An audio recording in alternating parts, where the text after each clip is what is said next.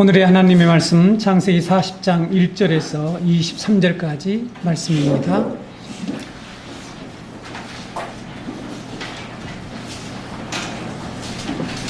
창세기 40장 전체를 제가 여러분 앞에 낭독해 드리겠습니다. 그 후에 애굽 왕의 술 맡은 자와 떡 굽는 자가 그들의 주인 애굽 왕에게 범죄한지라. 바로가 그 두 관원장 곧 술 맡은 관원장과 떡 굽는 관원장에게 노하여 그들을 친히 대장의 집안에 있는 옥에 가두니 곧 요셉이 갇힌 곳이라. 친히 대장이 요셉에게 그들을 수종들게 하매 요셉이 그들을 섬겼더라. 그들이 갇힌 지 여러 날이라.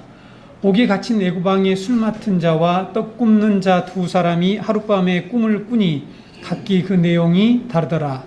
아침에 요셉이 들어가 보니 그들에게 근심의 빛이 있는지라. 요셉이 그 주인의 집에 자기와 함께 갇힌 바로의 신하들에게 묻되 어찌하여 오늘 당신들의 얼굴에 근심의 빛이 있나이까? 그들이 그에게 이르되 우리가 꿈을 꾸었으나 이를 해석할 자가 없도다. 요셉이 그들에게 이르되 해석은 하나님께 있지 아니하니까 청하건대 내게 이르소서. 술 맡은 관원장이 그의 꿈을 요셉에게 말하여 이르되 내가 꿈에 보니 내 앞에 포도나무가 있는데 그 나무에 세 가지가 있고 싹이 나서 꽃이 피고 포도송이가 익었고 내 손에 바로의 잔이 있기로 내가 포도를 따서 그 즙을 바로의 잔에 짜서 그 잔을 바로의 손에 들였노라. 요셉이 그에게 이르되 그 해석이 이러하니 세 가지는 사흘이라. 지금부터 사흘 안에 바로가 당신의 머리를 들고 당신의 전직을 회복시키리니 당신이 그 전에 술 맡은 자가 되었을 때에 하던 것과 같이 바로의 잔을 그의 손에 드리게 되리이다. 당신이 잘 되시거든 나를 생각하고 내게 은혜를 베풀어서 내 사정을 바로에게 아뢰어 이 집에서 나를 건져 주소서. 나는 히브리 땅에서 끌려온 자요 여기서도 옥에 갇힐 일은 행하지 아니하였나이다.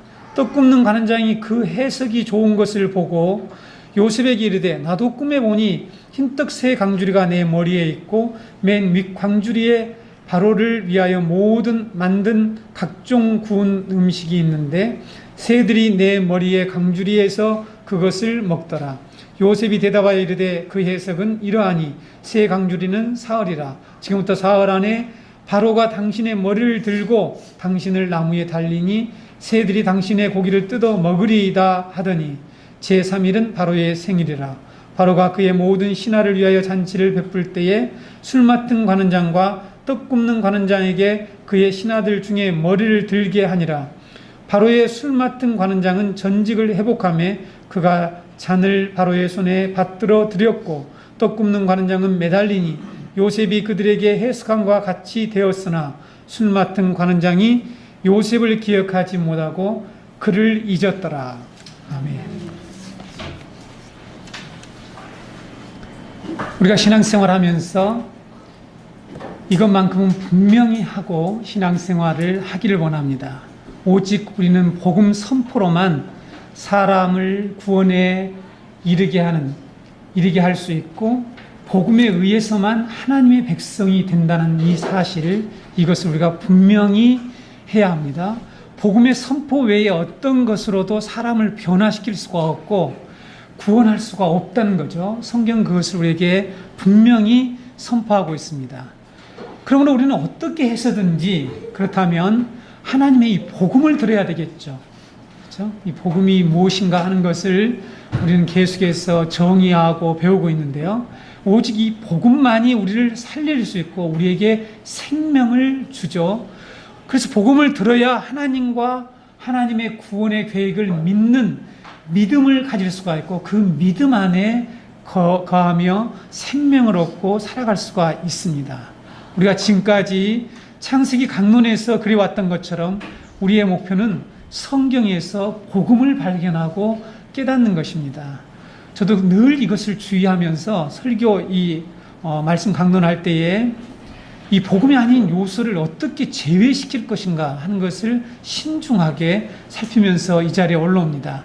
앞에서 언급했듯이 요셉의 생애는 예수 그리스도의 구속사역의 모형인과 동시에 교회가 무엇을 믿고 어떤 믿음을 가지고 어떤 태도로 살아야 하는지를 보여주는 이 이중적 성격을 가지고 있다고 그랬죠. 요셉의 스토리가. 네. 이것이 바로 복음입니다. 복음은 예수 그리스도의 구속 사역과 교회가 무엇을 믿고 어떻게 살아야 할 것인가 하는 그 삶을 담고 있죠. 이 두 가지를 복음이 담고 있는데 이것을 우리가 늘 들어야 된다는 것이죠. 그래서 요셉의 생애는 놀라운 하나님의 복음의 메시지가 들어있죠. 자, 오늘도 과연 이 복음의 메시지가 이 사건 속에 어떻게 들어있는지, 우리가 들어야 할 복음이 무엇인지를 살펴보려고 합니다. 바로의 두 신하, 술 맡은 관원장과 이 빵 굽는 관원장이 꿈을 꾸죠. 그리고 그들의 꿈이 요셉의 해석도로 되었다는 이 창세기 40장의 이 사건은 하나님께서 요셉에게 주신 꿈, 자, 요셉에게 하나님께서 보여주신 꿈은 하나님의 구원의 계획이라는 걸 말씀드렸습니다. 이 구원의 계획의 성취로 나아가는 통로 역할을 하고 있다는 사실을 우리가 알 수가 있습니다. 그래서 창세기 41장, 다음 장이죠. 우리가 다음 주에 배울 이 41장에서 벌어지는 요셉이 바로의 꿈 해석을 해주고 국무총리가 되어서 자신의 형제들과 애굽에서 이 극심한 기근에서 애굽 사람들을 구원하게 되므로 하나님이 요셉의 꿈이 성취된 사건은 이것이 41장의 내용입니다. 바로의 두 신하의 꿈을 해석해 준 오늘 사건이 있었기 때문이죠. 자, 그렇습니다. 오늘 사건이 반드시 있었기 때문이죠. 그래서 가능했다는 사실입니다.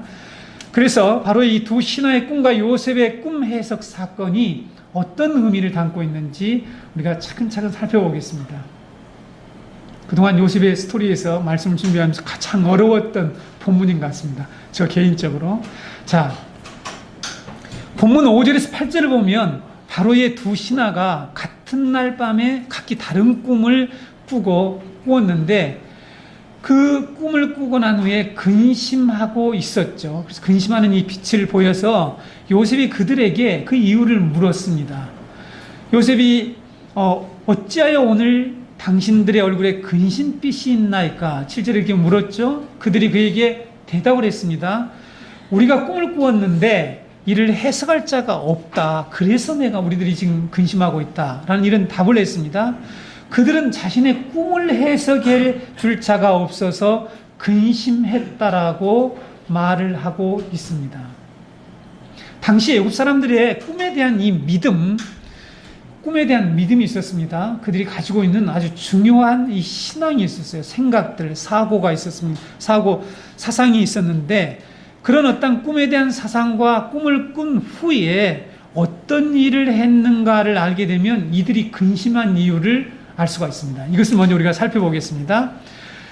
꿈은 당시 고대 세계에서 매우 중요한 문제였습니다. 꿈은 왜 중요했을까요? 꿈은 당시 사람들에게 이 죽은 사람들과 또는 신들과 소통하는 길이라고 믿고 있었습니다. 그래서 이 신들이 자신들에게 해주는 그 말에 의해서 자신의 운명이 결정되고 미래가 어떻게 될 것을 안다라고 하는 그런 생각을 가지고 있었습니다. 그런 믿음을 가지고 있었죠. 그래서 꿈이 매우 고대인들에게는 중요했습니다.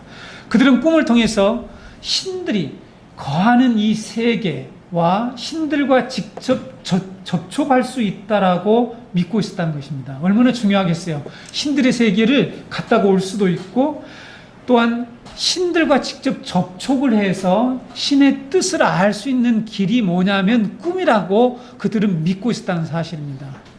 자, 이렇게 믿어서는 안 됩니다. 예, 지금 이렇게 믿고 있는 분들 오늘 회개하시고 잘 들으세요. 그래서 당시 사람들은 꿈을 신들로부터 오는 선물로 그들은 굳게 믿고 있었습니다. 이 꿈을 꾸었는데 꿈이 신이 준 선물로 믿었다는 거죠. 신이 선물 주면 귀합니까 안 귀합니까? 귀하게 여겨, 당연히 귀하게 여긴 거죠. 그런데 그 꿈을 알 수가 없어요. 본인들이 대부분 알기가 어렵다는 것입니다. 그래서 이 꿈을 꾼 사람은 그 다음에 어떤 일을 했을까요? 예, 다니엘에서 오늘 우리 기도했는데 우리 황 집사님이 잘 묵상하면 다 성경에 답이 있습니다. 꿈을 꾼 사람이 그 다음에 하는 일이 뭐냐면 꿈 해석 전문가들을 찾아가는 거예요. 찾아가서 그들에게 이 자신의 꿈을 얘기하고 그들로부터 꿈 해석을 듣는 것입니다. 당시 메소포타미아 지역과 이집트의 사람들, 이 바빌론의 고대 근동 시대의 사람들은 꿈에 대한 관심이 많았죠. 그래서 고대 근동 지역의 이집트나 바빌론에는 이런 꿈 해석 전문가들이 얼마나 많이 있었는지 모릅니다. 여러분, 지금 우리가 5, 6월 달 묵상하고 있는 다니엘서 묵상하고 있잖아요. 네. 자, 꿈 해석 사건이요. 다니엘서하고 오는 사건뿐이 없습니다. 사실상 성경에. 그렇죠? 네. 그런데 여러분 보세요. 다니엘서에서 느부갓네살이 꿈을 꾼 후에 어떤 일을 합니까? 왕궁의 마술사, 그 다음에 점성가, 점쟁이, 주술사들을 다 불러다가 명령을 하게 됩니다. 그렇죠? 다니엘서 2장 5절 한번 보시면요. 왕이 갈대아인들에게, 이 바벨론 사람들입니다, 대답하여 이르되 내가 명령을 내렸나니 너희가 만일 꿈과 그 해석을 내게 알게 하지 아니하면 너희 몸을 쪼갤 것이며 너희 집을 거름더미로 만들 것이다. 엄청난 이 명령을 내렸습니다. 왕도요, 이 자신의 이 꿈이 얼마나 중요하다는 걸 알기 때문에 이 꿈을 밝혀내라는 거예요. 그렇죠. 근데 여러분, 기가 막힌 거예요. 여기에 이 꿈 해석 전문가들이 다 모였는데 왜 기가 막힌 줄 아세요? 꿈 내용을 말해주지 않으면서 해석을 해달라는 거예요. 이런 황당한 일이 어디가 있습니까? 그래서 그들이 뭐라고 얘기했습니까? 왕이요, 꿈을 종들에게 이루소서. 그러면 우리가 해석을 하겠습니다. 꿈도 얘기 안 하고 이런 경우가 뭐가 있습니까? 하면서 얘기를 했단 말이죠. 그랬더니, 그리고 그들이 이런 말까지 합니다. 왕께서 지금 얘기하는 것은 육체와 함께 살지 아니하는 신들 외에는 말해줄 사람이 없습니다. 이러면서 꿈을 얘기해달라, 내용을 얘기해달라, 이렇게 얘기를 하죠. 그때 왕이 너희들 이 얘기 안 하면 방금 뭐라고 얘기했죠? 몸을 쪼개버리겠다. 너희 집을 전부 거름더미로 만들겠다. 이렇게 아주 엄청난 명령을 내렸습니다. 그래서 이들이 꿈을 말하지 않으니까 해석을 할 수 있겠어요? 아니, 내용을 얘기해야지 무슨 문장이 나와야지 해석을 하든 번역을 하든 할 텐데 문장 자체 센텐스가 없는 거예요. 내용이 없어요. 그래서 얘기를 못 하니까 어떤 명령이 내립니까? 다 죽여라. 이렇게 명령이 내리죠. 그렇죠? 너희들은 자꾸 시간만 지연시키려고 하고 있고 거짓말을 꾸며대면서 지금 계속해서 이 회피하고 있는데 왜 얘기 안 하냐? 그래서 신하들이 명령을 해서 이 꿈 해석 전문가들요, 모조리 죽여버리라고 그랬습니다. 여러분, 이 사람들이 보통 사람들이 아닙니다. 하루 이틀에 길러지는 사람이 아니죠. 엄청, 보셨죠? 다니엘이 가서 훈련받고 하는 이런 과정에 의해서 엄청난 훈련을 받아서 당시의 천문학과 이런 모든 것들에 통달해서 이 꿈을 해석하는 전문가들이 했다는 사실이죠.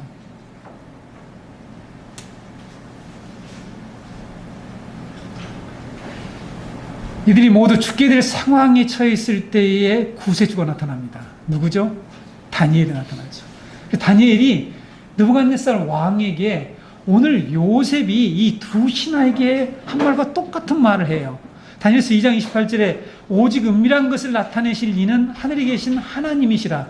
이게 은밀한 것을 나타내실 이는 하나님밖에 없다. 이렇게 얘기하고 있죠. 근데 오늘 말씀 우리가 이제 좀 이따 해석하겠지만 해석은 하나님께 있다. 이런 얘기를 합니다. 그렇죠? 이렇게 말하면서 느부갓네살이 꿈과 해석을 해주죠. 꿈도 모르는데 다니엘은 꿈의 내용과 해석을 해줍니다. 그리고 바벨론의 꿈 해석 전문가들을 구해줘요. 구해주지 않습니까? 그들이 다 살아나게 됩니다. 누구 때문에? 다니엘 때문에요. 여러분, 이 사건이요, 지금 이 사건과 아주 이렇게 병행 관계에 있다는 것을 알아야 됩니다. 그리고 어떻게 됩니까? 높은 자리에 올라가요. 그렇죠? 높은 자리에 올라갑니다. 물론 지금은 다니엘서 강론하는 시간이 아니기 때문에 이와 같이 당시 사람들은 왕이나 백성들이나 꿈 해석 전문가들을 찾아가서 자신의 꿈에 대한 해석을 받거나 또는 꿈 해몽서를 의존해서 꿈을 해석했습니다. 이러한 사실이요, 고고학에 의해서 다 발굴됐죠. 주전 13세기, 그러니까 기원전 1400년경에 애굽 사람들이 기록한 해몽서가 발굴되었는데 그 내용 잠깐 얘기할게요. 좀 웃기기도 하지만 좀 들어보세요. 근데 이 웃기는 일들이 오늘 혹시 이 자리에 계신 분들도 그러고 있는지 모르겠다는 생각이 듭니다. 오늘날 현대인들이요, 참 기가 막히죠. 이 꿈 해몽서에 어떤 내용이 들어있는 줄 아세요? 큰 고양이를 보면 길조다. 왜 그런가 하면 그것은 대풍을 상징하기 때문이다. 이런 해석을 해요. 이 꿈에 큰 고양이를 보면 이것은 길조인데 너에게 오늘 올해 큰 풍년이 일어날 것이다. 이렇게 해석이 되어 있다는 거죠. 그 다음에 깊은 물속에 들어가는 꿈을 꾸며, 어젯밤에 저도 우리 중학교 2학년 때 돌아가신 아버지하고 배를 타고 가는 꿈을 꿨습니다. 제가 이 꿈을 계속 이게 공부하다 보니까 보통 꿈을 안 꾸고 제가 자는데 어젯밤에 꿈을 꿨어요. 생생하게 기억이 납니다. 아버지하고 우리 이불을 덮고 막 이런 장면이 아침에 일어나니까 생각이 나는 거예요. 깊은 물속에 들어가는 꿈은 감옥에 갇힌 꿈으로 해석을 했습니다. 왜냐하면 깊은 물속에 빠지면 나올 수가 없기 때문에 이 감옥에 들어가는 꿈이다. 이런 해석들이 당시 이런 해몽서에 기록되어 있었어요. 그걸 보고 사람들이 자기 꿈을 해석하고 했습니다. 그런데 여러분, 요셉과 함께 감옥에서 꿈을 꾼 이 바로의 두 신하는 재수가 되어서 이 일을 할 수가 없는 거예요. 이 일이 뭐죠? 꿈 해석 전문가를 찾아갈 수가 없는 거예요. 자기가 꿈을 꿨는데 꿈에 대한 그들의 신앙이 있잖아요. 확고한 믿음이 있단 말이죠. 그 중요한 것을 알고 있잖아요. 신하고 소통하는 방법이다. 신의 세계에 갔다 오는 것과 같다라고 믿고 있는 사람이 꿈을 꿨는데 그 꿈의 내용을 가지고 있는데 이것을 풀어야 되는데 이것의 해석을 들어야 되는데 어디에 있어요 지금? 감옥에 있는 거예요. 감옥에. 그래서 해석해 줄 전문가를 만나 이 내용을 제가 설명할 수 있게 오래 얘기하는 거예요. 왜 근심하냐? 너 오늘 이게 좀 표정이 안 좋은데 뭐 잘못 먹었냐? 이렇게 얘기를 하니까 그게 아니라 꿈을 꿨는데 해석해 줄 사람이 없다라는 이 말이 이런 의미를 담고 있다는 것입니다. 자신들이 감옥에 있으므로 더욱더 이 자신들의 운명을 알고 싶어 하죠. 그러니까 꿈이 대부분 미래의 자신들의 운명과 자신들에게 어떤 나타날 일들과 관련됐다라고 굳게 믿고 있어요. 오늘날 그렇지 않습니다. 제가 이 꿈 얘기는 오늘 좀 생략을 합니다. 이미 원고를 많이 준비했다가 뺐습니다. 그래서 여러분 칼 융이 하는 얘기를 할지 여러 가지 얘기들을 다 빼겠습니다. 분석 심리학자들은 이 꿈은 고고학과 같다. 과거에 우리들이 경험했던 사건들의 집합이다. 이런 얘기를 해요. 뭐 그런 얘기는 좀 빼겠습니다. 그걸 가지고 저처럼 이 꿈 얘기를 너무 많이 생각하니까 아버지가 그동안 한 번도 나타나시는 아버지가 꿈에 나타나가지고 배 타고 가는 내용을 이렇게 꾼다니까요. 이것은 무슨 계시의 성격으로 믿지 말라는 것입니다. 근데 그렇게 믿는 사람들이 있단 말이에요. 이 애굽 사람들과 같은 수준에 살아가는 사람들이 아직 많이 있습니다. 현대인들 중에. 아니 이 자리에도 있을지 모릅니다. 절대로 꿈을 가지고 이 하나님의 계시의 성격의 수준으로 놓지 마세요. 그런 일 성경에 있는 꿈도 지금 배우기가 바쁜데 저에게 꿈 해석해달라고 오지 마세요. 제가 그런 얘기 안 합니다. 네, 저는 꿈 해석 전문가가 아니라 성경 말씀을 해석하는 전문가입니다.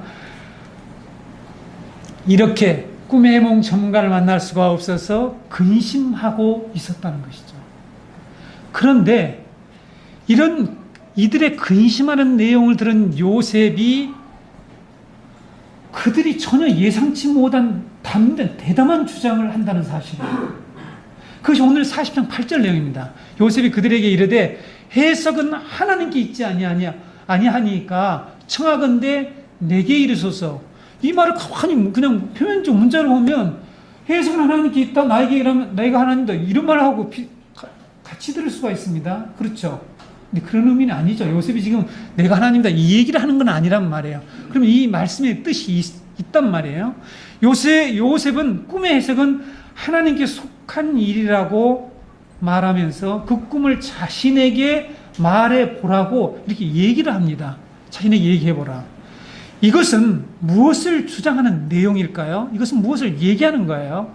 자, 꿈은 꿈 전문가들의 분석적인 해독법이나 인간의 어떤 지식이나 주술적인 방법으로 해석할 것이 아니다. 이런 얘기를 하는 거예요. 자, 이것을 오늘 우리 좀 이 시대에 교인들도 좀 들었으면 좋겠어요. 자, 꿈을 자꾸만 이 세상적인 그런 방식으로 얘기하지 말고 우리의 꿈은, 지금의 꿈은 이미 이 학자들이 분석 심리학자 칼 융이랄지 프로이드가 다 얘기해놨습니다. 그런 책 읽어보면 저희 집에도 프로이드가 쓴 꿈의 해석이라는 책 2권 있죠. 상하로 나와 있습니다. 그 책이 다 있습니다. 그게 꿈에 대한 내용이 나와 있어요. 그런 얘기를 참고해서 꿈은 그냥 무시하면 됩니다. 아셨죠? 꼭 무시하세요. 네, 무시하시고. 그런데 자, 지금 그 요셉이 하는 말의 의미를 얘기하는 거죠. 꿈은 너가 꾼 꿈은 꿈 전문가들이 해석할 것이 아니다. 하나님의 계획, 하나님의 뜻에 의해서 해석되어야 하는데 그 계획을 내가 알고 있으니까 나에게 얘기해라. 그런 뜻이라는 거죠. 이해가 되시죠? 하나님께 속겠다 해놓고 나에게 얘기를 하는 내가 하나님이라는 뜻이 아니라 이것은 하나님이 주신 계획 안에서 너희에게 나타난 꿈이니까 그것을 나에게 얘기해봐라. 그러면 내가 하나님의 그 계획을 이미 가지고 있다. 내가 너희들에게 해석해 줄게. 이런 말을 하는 거죠. 요셉이 꿈을 꾼 후에 해석자가 없어 근심하는 그들에게 이렇게 담대한 주장을 할 수 있었던 이유가 있죠. 이미 우리가 알고 있는 것처럼 요셉이 이미 37장에서 두 차례의 꿈을 통해서 하나님의 계획을 그는 알고 있었죠. 그렇죠? 요셉은 하나님이 보여주신 하나님의 뜻을 통해서 그들의 꿈을 해석할 수 있는 능력을 갖고 있었기 때문에 지금 담대한 주장을 한 거예요. 그걸 나한테 얘기해라. 그 꿈의 해석은 하나님께 있는 거다. 그 얘기를 나한테 얘기해라. 이렇게 말할 수 있다는 거죠. 여러분 이해가 되시죠? 자, 지난번에도 말씀드렸듯이 요셉의 삶을 이끌어가는 것은 지금 요셉의 꿈이에요. 37장에 이 꿈이 지금 계속 이끌어간다라고 그래서 이 꿈의 관점에서 모든 삶을 바라보는 거예요. 모든 사건을 해석하고 이해하고 깨닫고 그 안에서 소망을 갖고 인내하고 살아가는 것이 요셉의 삶이에요. 그렇죠? 요셉의 꿈이 뭐죠? 기준이라니까요. 요셉의 꿈이 그의 삶을 지금 이끌어가고 있지 않습니까? 요셉은 하나님이 꿈을 통해서 자기에게 계시해 주신 하나님의 구원의 계획의 이 관점으로 자기가 필요한 모든 일을 해석할 수 있는 능력을 가지고 있기 때문에 지금 이렇게 대담하게 주장을 한다는 거죠. 그걸 나한테 얘기해. 이렇게 나갈 필요 없어. 꼭 굳이 밖에 나가가지고 물어볼 필요 없다. 이렇게 얘기를 한다는 것이죠. 그리고 그 하나님의 계획을 가지고 꿈을 해석할 수 있었다는 사실입니다. 해석하잖아요. 뒤에서 요셉이 정말 하나님이 자신에게 보여주신 이 꿈, 구속 계획의 관점에서 두 신하의 꿈을 이렇게 해석해 주고 그렇게 다루었는지를 제가 성경 본문의 문법을 가지고 다시 한번 여러분에게 분명히 말씀드리겠습니다. 좀만 기다려 주세요. 뒤에서 말씀드리겠습니다. 요셉은 하나님이 보여주신 하나님의 구원 계획의 관점, 다시 말씀드리면 하나님 중심적인, 제가 늘 강조했던 이 세계관, 하나님의 중심적인 세계관의 이 틀을 가지고 있었어요. 저는 지금 교회가 이 부분이 너무너무 약해서 약한 이유를 말씀드리겠습니다. 교회가 지금 이런 틀을, 이런 내용을 갖고 있지 않아요. 하나님의 구원 계시에 대해서 하나님이 요새 보여주는 그 꿈, 우리의 모든 삶의 기준이 되고 모든 사건의 해석의 이 중것들, 틀이 되는 프레임워크라고 얘기합니다. 프레임이라고 하는데 이것을 틀이 되는 이러한 중요한 내용이 전혀 정립되어 있지 않다는 거죠. 그렇기 때문에 우선 반응으로 보면 뭐냐면 이 담대하지를 못해요. 담대하지도 못하고 이런 내용이 정립되어 있지 않기 때문에 이 세상에 일어나는 사건들을 복음으로 해석할 수 있는 능력이 없다는 거예요. 당연히 그래서 담대할 수가 없죠. 확신을 가질 수가 없겠죠. 이게 지금 우리들의 모습이라는 것입니다. 요셉은 이런 틀을 가지고 있었어요. 그래서 자기 앞에 일어난 일을 해석할 수 있었기 때문에 해석은 하나님께 있다. 그건 나한테 얘기해봐라. 이렇게 담대하게 말할 수 있다는 것이죠. 이게 교회여야 된다는 말입니다. 교회가 이러한 담대함을 보여줘야 된다는 거죠. 복음을 가졌다라면 하나님의 구원의 계획을 받았으니까 인류의 전 역사가 어떻게 전개되고 어떻게 흘러갈 것인가 하는 것을 우리가 큰 틀을 알고 있잖아요. 아니요. 큰 틀뿐만 아니라 거기서 일어나는 여러 가지의 우리가 어떻게 살아야 하는지 이런 모든 도덕적인 삶의 원리와 이런 모든 것들이 복음 안에 들어있으니까 이것을 가지고 있는 사람은 담대하게 말을 할 수 있다는 것이죠. 그걸 얘기를 해봐라. 설명을 해줄게. 이것이 교회의 모습이 되어야 한다는 것입니다. 우리 성도는 하나님의 구속계획의 관점에서 이 세상과 역사와 지금 일어난 일들을 바라보고 해석하며 살아내는 삶을 살아야 합니다. 이것을 가리켜서 믿음의 삶이라고 그래요. 이걸 믿음의 삶이라고 하는 것입니다. 여러분, 믿음의 삶이 뭐죠? 신앙생활이 뭡니까? 하나님의 구속 계시, 하나님 우리에게 보여주신 이 복음의 큰 관점을 가지고 이 세상을 보는 거예요. 그리고 그 안에 일어나는 모든 일들을, 우리의 삶에서 일어나는 모든 일들을 그 말씀으로, 그 복음으로 해석하는 거예요. 분별해내는 것입니다. 그리고 여러분, 우리 주위에 자신의 운명과 장래에 대해서 혼란스러워하며 걱정하고 근심하며 살아가는 이 사람들에게 뿐만 아니라 여러 가지 이번처럼 사건, 사고를 만나서 정말 고통, 말로 할 수 없는 이 고통을 당하며 살아가는 사람들에게 하나님의 이 구속 계시의 관점으로 그들이 당하는 고통의 이 뜻과 의미와 목적을 분명히 설명해 주란 말이에요. 이것이 교회가 하는 일이에요. 그렇지 않습니까? 그런데 안타까운 일은 많은 이 교인들이, 신자들이 교회를 그렇게 오랫동안 다녔음에도 불구하고 하나님이 우리에게 보여주신 이 꿈, 복음입니다. 네. 이 복음에 의해서 이 세상을 살아갈 수 있는 그런 능력을 갖고 있지 못하다는 것이죠. 앞에서 말씀드렸듯이 하나님의 구속 계시의 내용 자체도, 그 자체조차도 제대로 이해를 하지 못하고 정립하지 못한 가운데 있는 것을 볼 때가 참 많습니다.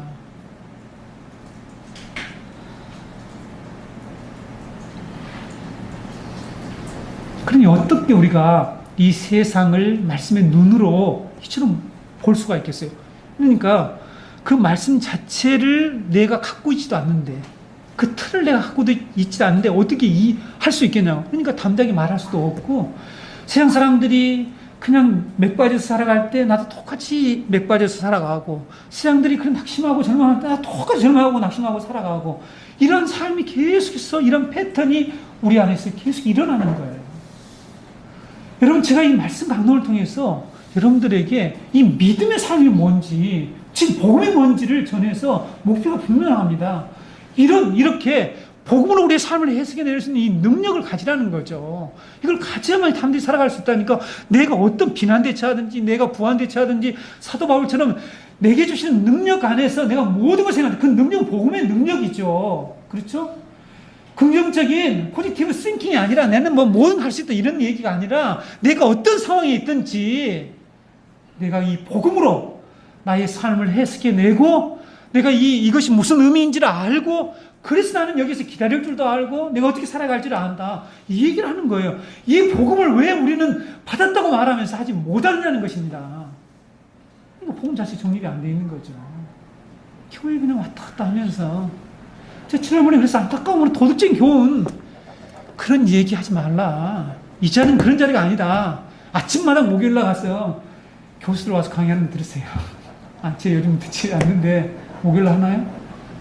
아침마당에 가서 차라리 강의 듣는 게 훨씬 은혜스러워요. 우리는 이 자리에 복음을 들으러 왔습니다. 복음을 들으면 요셉과 같이 이 교회가 어떻게 살아야 하는지, 우리 성도가 어떤 믿음의 태도로 살아야 할지를 분명히 깨달아야 합니다.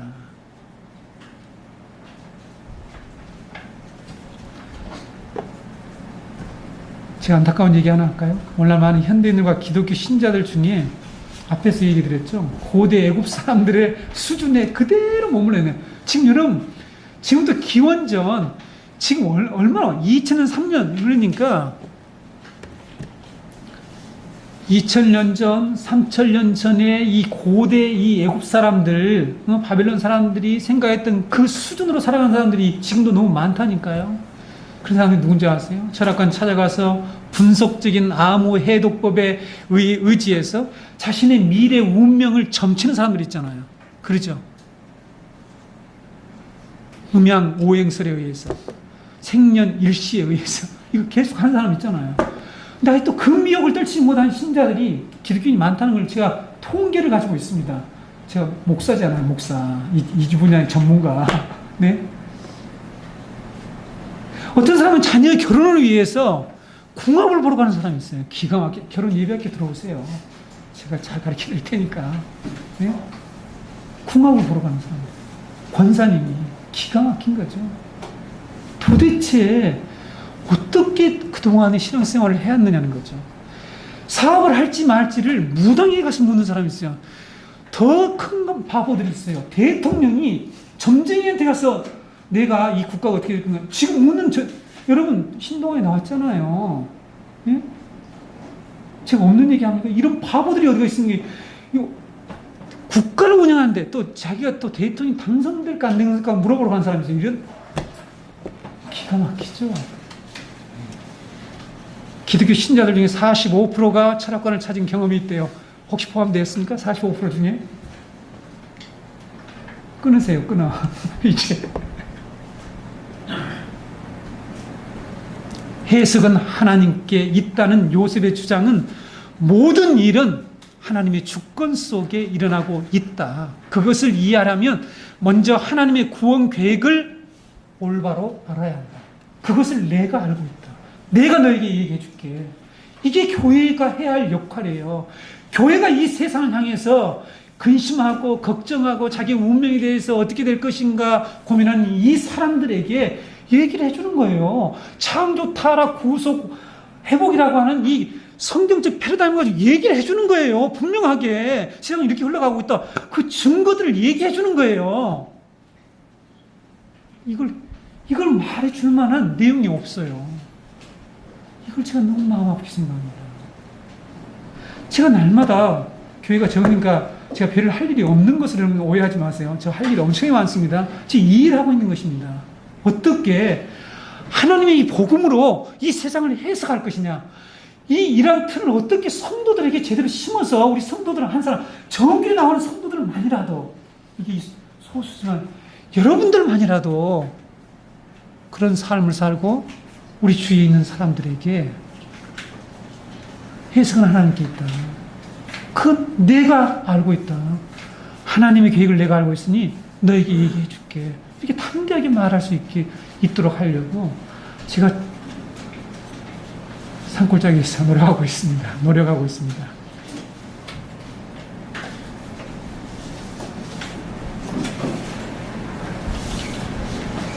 여러분, 하나님이 중심적 세계관으로 삶을 해석해낼 수 있는 자들이 되도록 이제 여러분들 정말 애를 쓰셔야 합니다. 우리가 왜 성경을 배우고 공부를 하고 주일날 오후에 공부를 하고 앞으로 주일날 지난주부터 시작하는 이 성전에 관한 예루살렘 성전, 솔로몬이 지은 성전에 관해서 공부를 할 텐데요.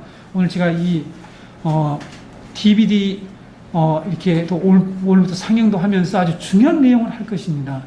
최초 에덴 동산에 있던 성전의 그 목적이 무엇인지, 아담의 삶이 무엇인지 다시 창세기했던 것을 집약적으로 여러분들에게 설명을 하면서 여러분들이 앞으로 이 세상에 하나님의 성전이 어떻게 세워질 것인지를 분명히 알지 않으면 지금 유대인들 제3성전을 세우겠다고 난리를 치고 있고, 학자들 중에 유명한 학자들 이번에 인터뷰한 내용을 제가 다 보지 못하고 봤는데 그들조차도 성경을 잘못 해석하는 걸 보면서 이거 큰일 났구나. 내가 우리 성도들에게 정말 제대로 가르쳐야 되겠구나 하는 생각을 했습니다. 그럼 주일 오후에 꼭 참석을 하셔야 됩니다. 물론 못 참석하신 분들은 계속 뒤처질 것이고요. 그래서 여러분, 내가 하고 있는 이런 직장 생활이나 가정 생활이나 어떤 학문 활동이나 이런 것들을 하나님의 중심의 이 구속 계획의 이 세계관을 가지고 설명해내고 그것을 다른 사람들에게 담대하게 말해줄 수 있는 자들이 되어야 한다는 것이죠. 그렇지 않으면 신앙생활 하다가 어떤 고통이 오면 금방 신앙생활을 포기해버리게 됩니다. 여러분, 그런 사람들이 왜 그렇게 포기한 줄 아세요? 그들에게 복음이 없는 거죠. 우리의 모든 삶에 대한 해석이 하나님께 있다는 이런 믿음을 가지고 있어야 되는데, 첫 번째 이걸 가지고 있어야 되잖아요.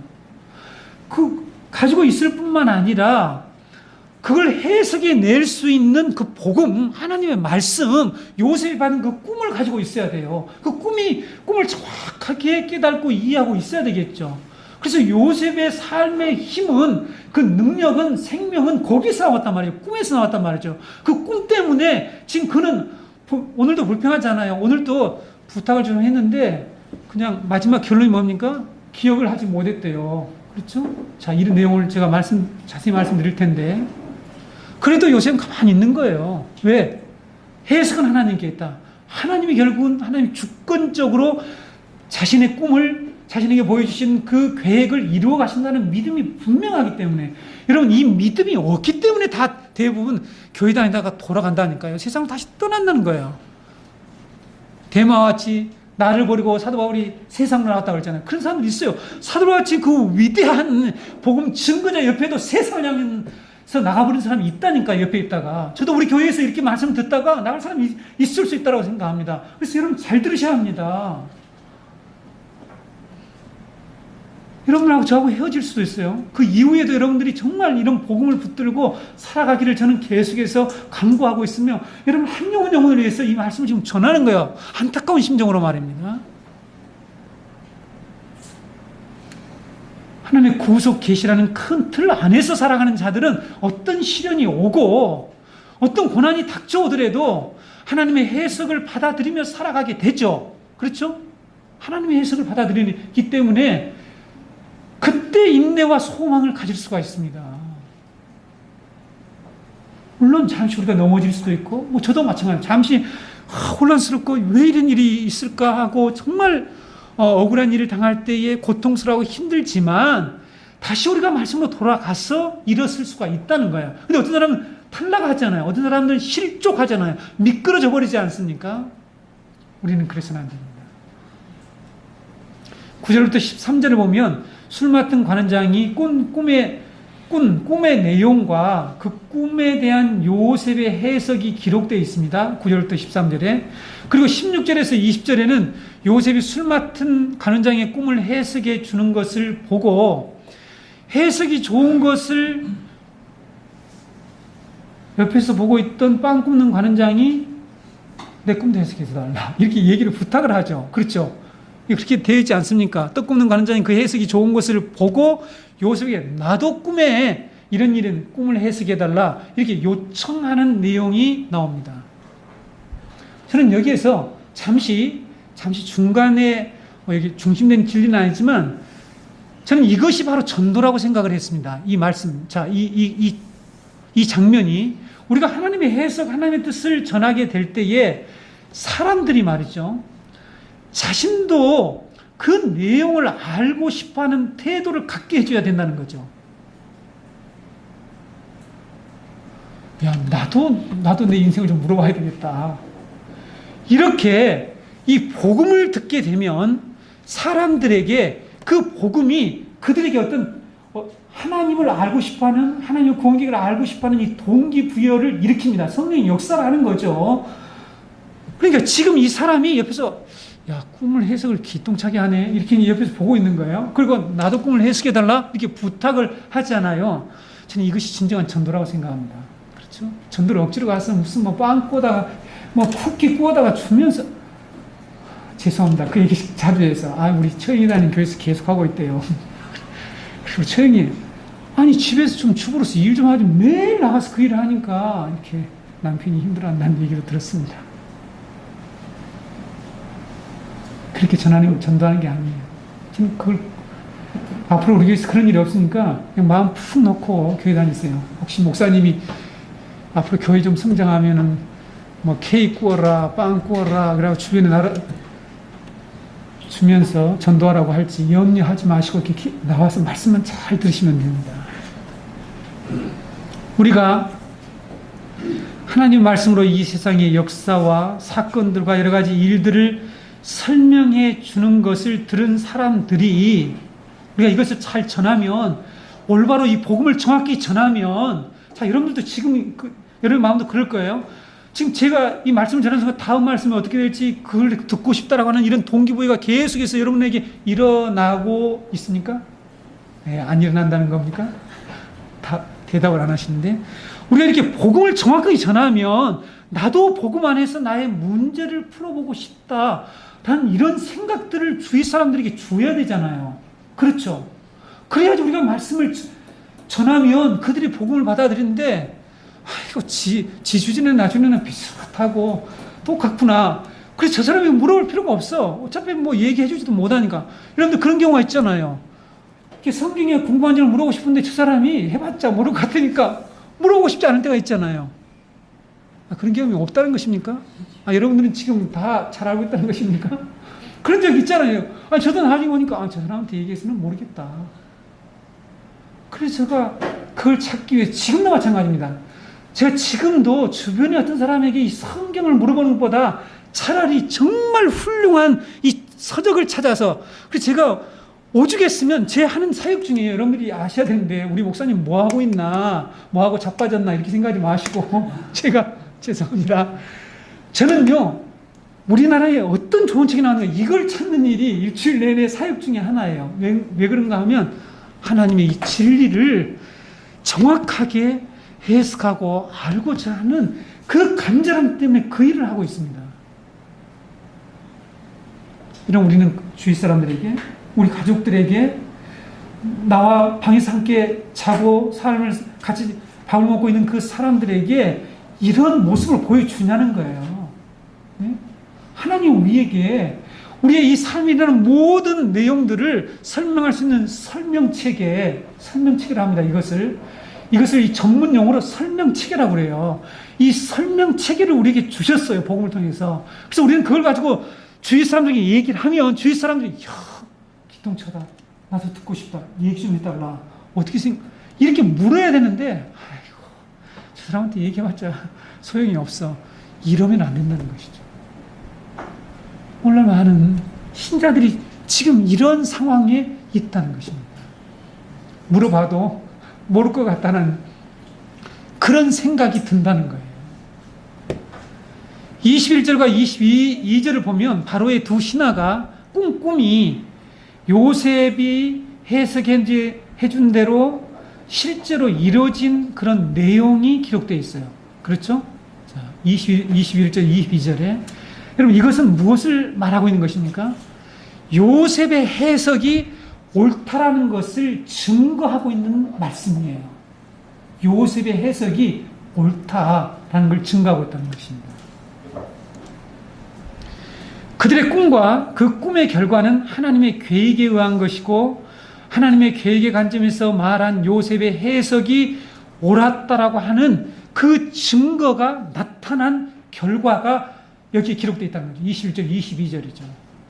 여러분 복음을 믿고 복음으로 이 세상을 해석하는 교회가 해야 할 일은 바로 우리의 해석이 옳다라는 것을 하나님의 구원 계획이 완성되는 그날까지, 자 요셉의 꿈이 성취되는 그날까지 그것을 증명했다는 것이죠.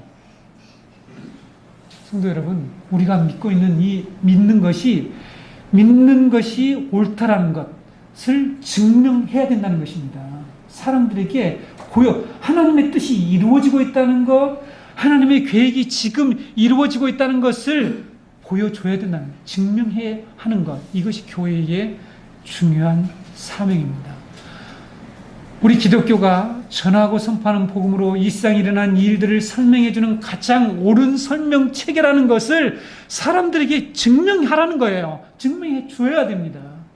그래야지 사람들이 복음에 관심을 가지고 복음을 믿는다는 것이죠. 그렇게 해도 안 믿어요. 그렇게 해도 관심을 갖지 않고 잊어버립니다. 누구처럼 오늘 이 술 맡은 관원처럼 분명히 요셉의 해석이 옳았고 그 해석대로 되었음에도 불구하고 그것을 경험하고 체험했지만 이 사람은 관심이 없는 거예요.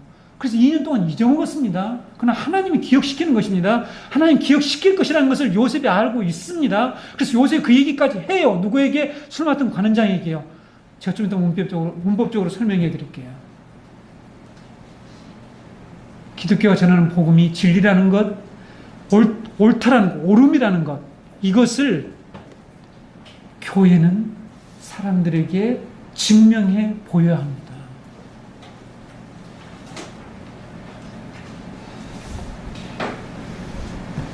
그런데 안타깝게도 교회가 이런 일을 하기는커녕 교회가 하는 말은 믿을 수가 없다.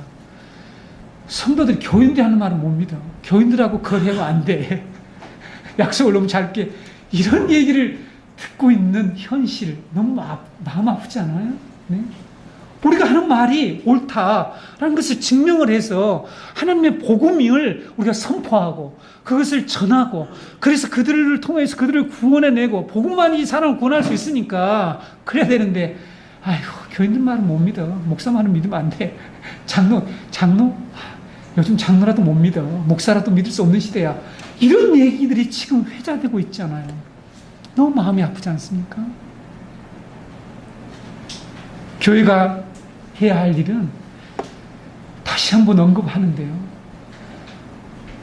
큰 교회당을 짓는 것도 아니고 많은 사람들을 모아서 교회가 힘을 축적해가지고 그 힘으로 뭐 복음전도 하겠다, 뭐 해외 선교하고 뭐 구제하고 뭐 사회복지사에 가고 노인복지 뭐 시설 짓고 뭐 이런 일들을 하는 거 이 교회가 해야 할 일이 아니고요. 하나님의 말씀이 그대로 이루어지고 있다는 것을 증명하는 거예요. 나의 삶을 통해서, 교회 공동체를 통해서, 나의 직장 생활을 통해서, 나의 이 학업하는 이 공부를 통해서, 가정 생활을 통해서 하나님의 해석이 옳다. 해석은 하나님께 속겠다. 이것을 얘기하는 거예요. 이것을 증명하는 것입니다. 이것이 전도입니다. 이것이 교회의 역할이에요. 이런 능력이, 이런 실력을 갖고 있지 못하다는 것이 너무 마음이 아프다는 것입니다.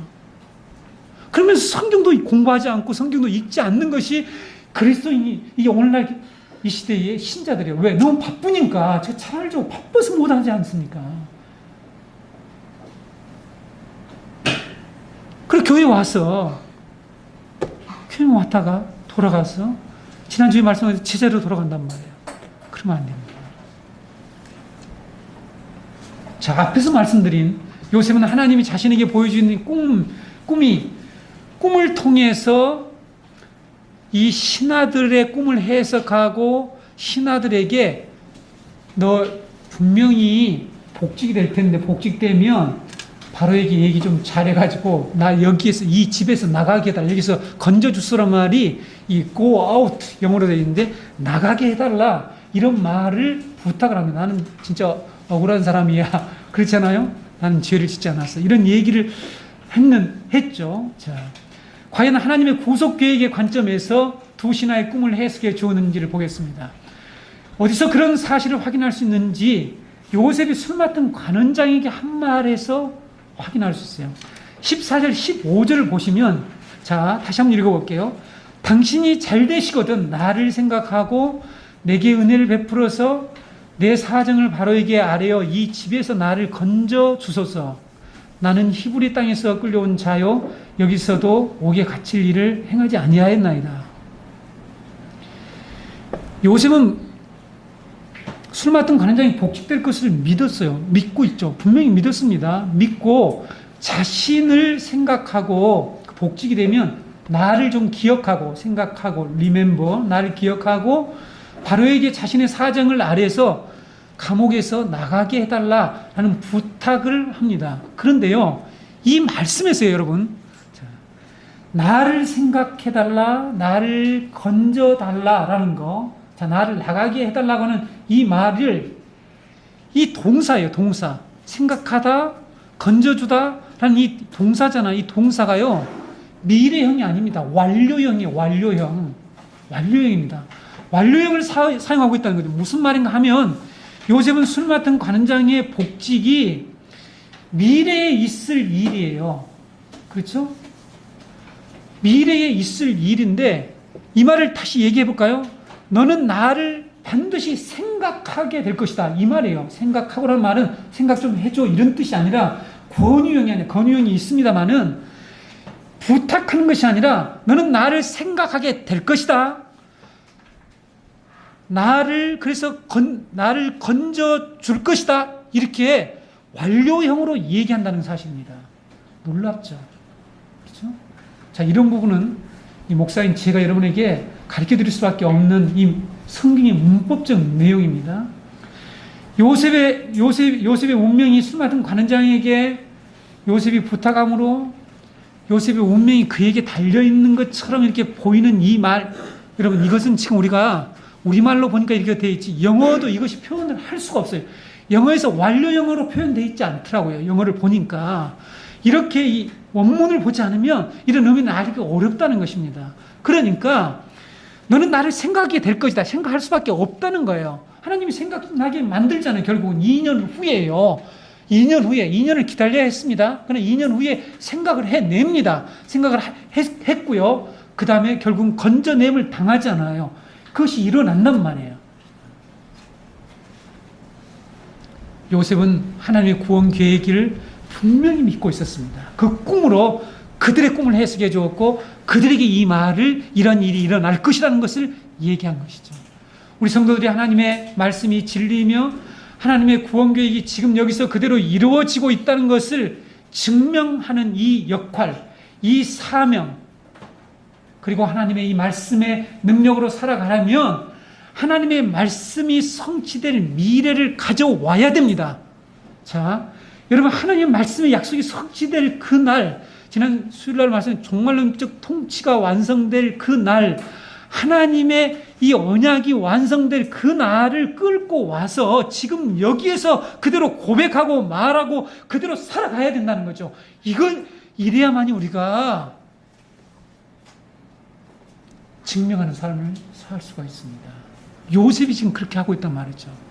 그래서 완료형을 사용하고 있는 것입니다. 요셉은 가져왔습니다. 이 말씀이 이루어진다. 너가 해야 될 역할이 이것이다. 가서 얘기를 해라. 근데 이것을 당장은 못하죠. 요셉이 꿈을 꾸고 13년 후에 이루어집니다. 꿈을 꾸고 13년 후에. 그렇죠. 여러분 17세에 꿈을 꿔가지고 30세에 이루어지지 않습니까? 바로의 신하들에게 말한 시점으로부터는 2년 후에, 2년이라는 이런 세월이, 시간이 흐른 후에 하나님이 요셉에게 준 그 꿈이 이루어지죠. 그러나 요셉은 그날이 마치 지금 성취된 것처럼, 확실하게 된 것처럼 그들에게 말을 했다는 사실이에요. 이것이 하나님의 구원을 믿고 살아가는 이 교회의 태도라는 겁니다. 교회의 태도. 우리 성도들의 이 믿음의 삶의 모습이어야 된다는 것을 우리에게 가르쳐 주고 있습니다.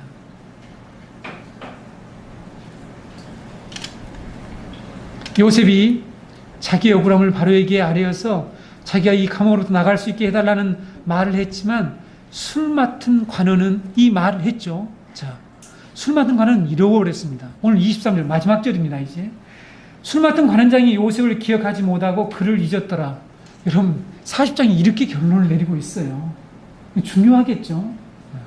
무슨 말씀하시려고 할까요? 술 맡은 관원은 관심이 없습니다. 관심이 없었다는 거예요. 이 세상 사람들은, 우리 성도들이 교회가 하나님의 약속의 말씀을 붙들고 그것을 믿고 그 말씀대로 살아가는 것에 별 관심이 없어요. 관심이 없습니다. 세상 사람들은 관심이 없잖아요. 그렇죠? 우리 형제들도 관심이 없어요. 사실은 우리가 하나님의 말씀을 붙들고 하나님의 말씀대로 살아가는 것에 대해서, 믿음 생활하는 것에 별 관심이 없습니다. 이 세상의 일들이 하나님의 말씀대로 이루어지는 것에 아무런 관심이 없어요. 실제로 그런 일들이 일어나는 것을 보았다고 해도요, 이렇게 술 맡은 관원처럼 금방 잊어버립니다. 기억을 해내질 않아요. 요셉은 2년 동안 감옥에 갇혀 있어야 했죠. 그렇죠? 여러분, 이 사건이 있은 후에 2년 동안이나 감옥에 갇혀 있어야 했습니다. 하나님의 해석이 옳음을 증명해 보였고 그 말씀을 붙들고 살아가고 있었는데 그의 삶이 어떻습니까? 2년 동안 감옥에 이렇게 썩고 있었어요. 우리말로 하면 감옥에서 지금 썩고 있는 거예요. 그걸 증명하는 삶을 보여주었는데, 그걸 본 사람에게 얘기를 했는데, 그것을 가지고 그렇게 해달라고 요청을 했는데 이 사람은 관심이 없어요. 잊어버렸습니다. 요셉의 한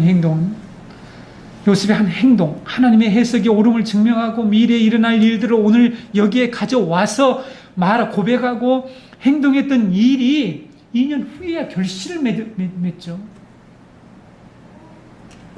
요셉은 그러나 하나님이 반드시 이루실 것을 믿고 2년 동안을 기다린 거죠.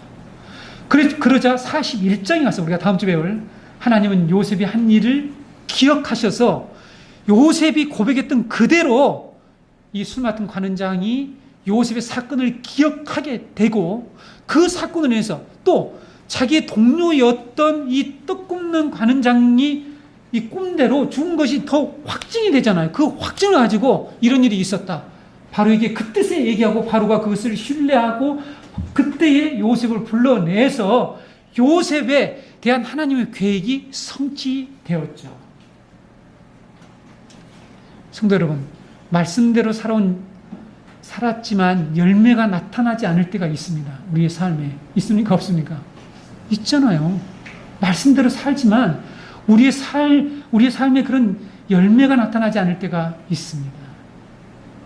우리에게, 교회에게 오늘 희망, 소망과 큰 위로를 주는 말씀이 오늘 말씀이에요. 이 마지막 절 말씀입니다. 사람들은 기억하지 않아요. 그러나 하나님은 반드시 그 계획을 이루신다라고 말씀하고 있습니다. 이 자리에 계신 성도 여러분, 이 믿음을 가지고 살아가게 되면 우리의 삶에 말씀대로 살아봤는데 안 되더라. 너무 힘들다. 이렇게 하면서 포기할 것이 아니라 하나님은 이 완료형, 그 미래에 이루어질 그날을 가지고 와서 살아가는 이 요셉의 삶이 교회가 가져야 할 태도라는 것을 기억하면서 살아가는 여러분들이 되시기를 바랍니다. 기도하시겠습니다.